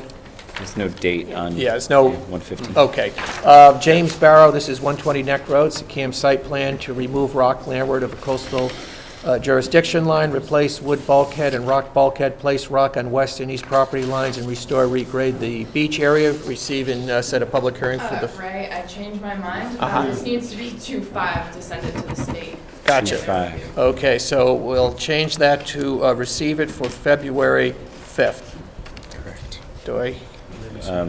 The person who made the motion and seconded it. Did somebody move it? Somebody move it? I don't think it's been moved yet. All right. We didn't. Okay, Somebody I'm want to sorry. move it? All set. You're setting a public hearing for that date. Right. Yeah. So moved. Okay. Second. All in favor? Okay, it's going out for a public hearing on the 5th of February, no problem. Correspondence, we got a mandatory referral from the Board of Selectmen. I think this is for an extension of a natural gas service line to Town Hall South. Dig this? Well, Didn't they already dug that line? we, Yeah. well, let me just read it then into the record here. Dated December 16th, the Board of Selectmen approved the following item, and it's December 16, 2013 meeting, subject to mandatory referral to the Planning and Zoning Commission in accordance with Connecticut General Statute, Section 8-24. I'm forwarding this following request to you for your consideration at the December 18th meeting. Mandatory referral, extension of natural gas line to Town Hall South. So I guess we report back on this favorably? Is Did that they pay their after the fact doubling fee or? Why is this mandatory? Yeah, I'm not to sure. themselves. That's the first time I've ever seen this one. Well, under Section 8.24, they're supposed to, anything for the town, property is I don't know supposed if to the be town referred is to. selling or It's not a property. adding or disposing.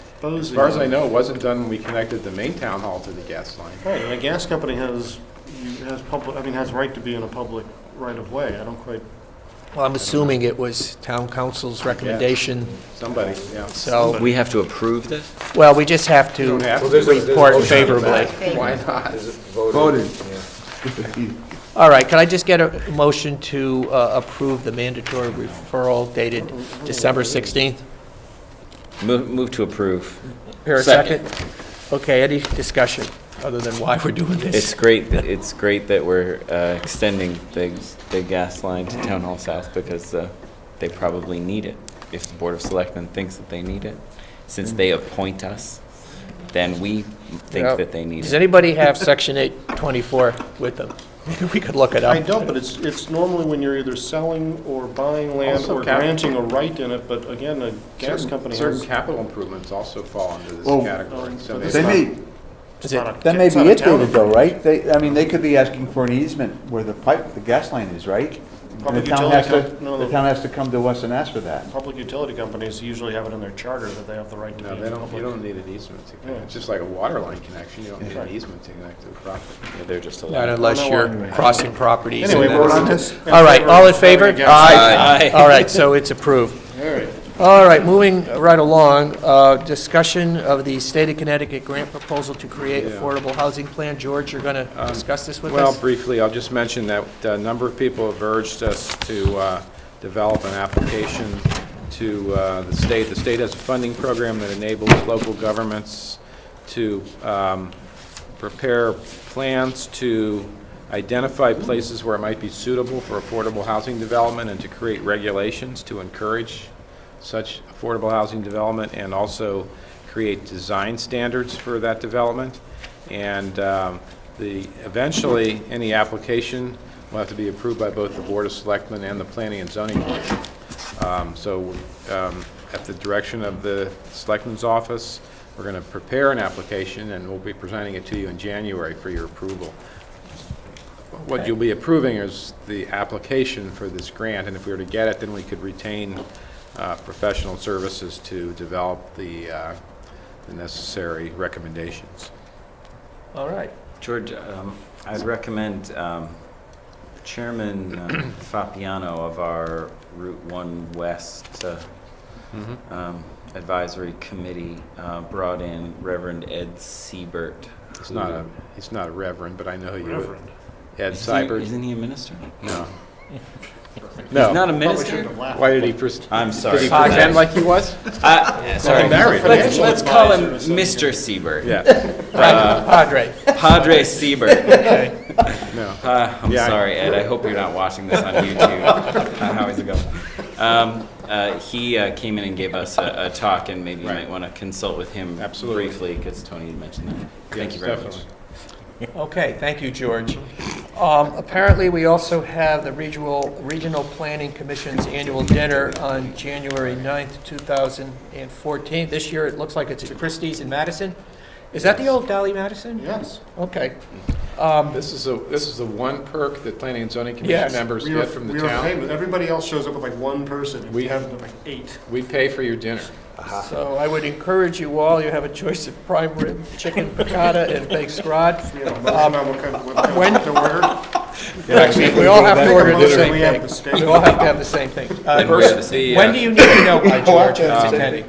The guest speaker is one of the principals involved in the development of Guilford's Coastal Resilience Plan, Professor Felsen. So I suspect that a lot of his presentation is going to deal with Guilford. So I would urge you to attend if you can. Let's see, we have a date here that we have to let them know by, I think. January 3rd. Well, I'm So going if you would to let fill Katie mine out. know on or before January 3rd, whether you would like to attend, then she can send in the RSVPs. Very good. So please let Katie know. I would urge you all to attend. Last year's, the year before, and the year before that, they were all very informative. Yeah, and usually it's pretty good food, and it's nice. It's a nice occasion. And usually it's like in North Haven or something. Yeah, this is the first Usually, one out this way. yeah, we had Carmen Anthony's in New Haven the last couple Last of couple years. So times. this one is in Madison, so it's relatively close. Yeah. All right. Approval of the minutes, the regular meeting minutes from November 20th. Those you should have had an opportunity to review. I think we had a package of the December 4th minutes that came out in the package, but this is for the 11/20 minutes.